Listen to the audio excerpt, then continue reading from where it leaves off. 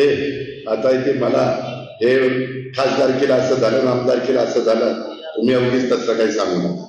शेवटी सगळे आपलेच मतदार आहेत. हे काय झालं, एका बाजूला आदरणीय पवार साहेब, एका बाजूला अजित पवार. बारामतीकरांच्या पुढे प्रश्न निर्माण राहणारच ना, का काहीचं प्रेम साहेबांवर नसावं? असलं पाहिजे. माझंही प्रेम आहेच ना, पण मी काही राजकीय भूमिका घेतली त्याच्यामुळं हे इतकं बारीक एक फार चुकीचं आहे.